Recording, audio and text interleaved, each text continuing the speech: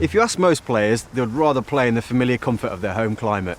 So I want to find out exactly how extreme temperatures can affect athletic performance. But for that, we have to do the one thing that I miss least about playing football, the dreaded bleep test. And honestly, as much as I would love to do it, I really would, this guy's going to do it instead.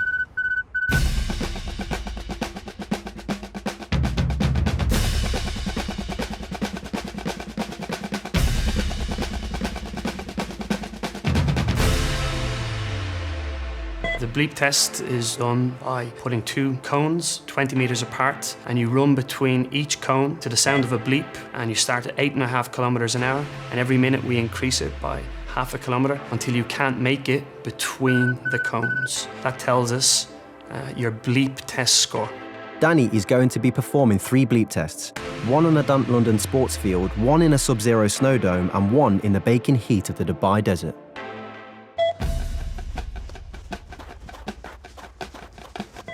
This is going to be hard, isn't it? Tough. I can see already. The heat. Danny Higginbottom is a trained athlete, so his capacity to do endurance running is very high. He'll have been doing bleep tests for over 20 years. Now the wind comes. It wasn't enough, was it, just to run in the heat? I thought I'd bring you a sandstorm as well. Wow, this is serious. Starting to feel it a bit now. When Danny's running in normal temperature, we can see that his heart rate increases to a level that is acceptable for Danny. When he's in the cold conditions, we also see that his body can tolerate working in these conditions. But as soon as he starts running in hot conditions, his unsuitability to that environment means that his heart rate spikes very, very quickly, and his body can't recover.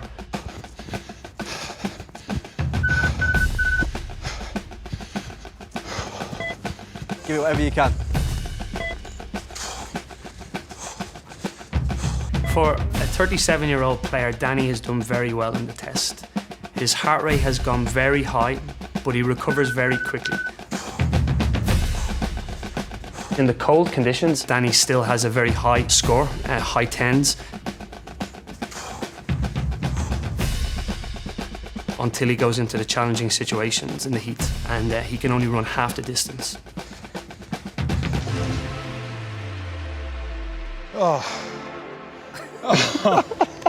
Oh dear. You look shattered, mate. How was it? It was cold when you start, but you are like now. Don't feel cold. I mean, how did this compare today?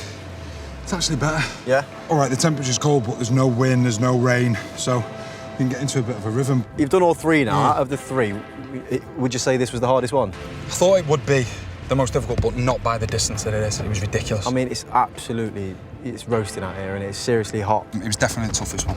The effects of Danny's bleep test in the hot conditions tell us that the players need to be acclimatised to playing in hot conditions.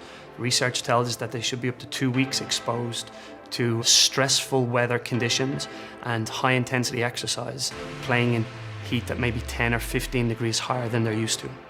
I remember playing in Italy. Usually as a player, I wanted to create chances for myself and for my teammates. But I found out that you can only do that a couple of times in a very hot climate.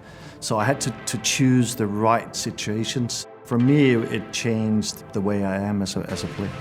The great Brazil we remember from 1970 with Pelé and Tostão and Rivellino, what we think of as being the most beautiful form of football ever played, was only possible because of the heat and the altitude in Mexico. So you couldn't press.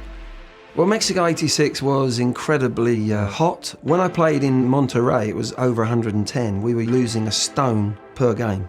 There's places in France, obviously, in the Euros where it's going to be hot down south. And you have to maybe adapt a little bit your tactics and certainly your preparation to those climates.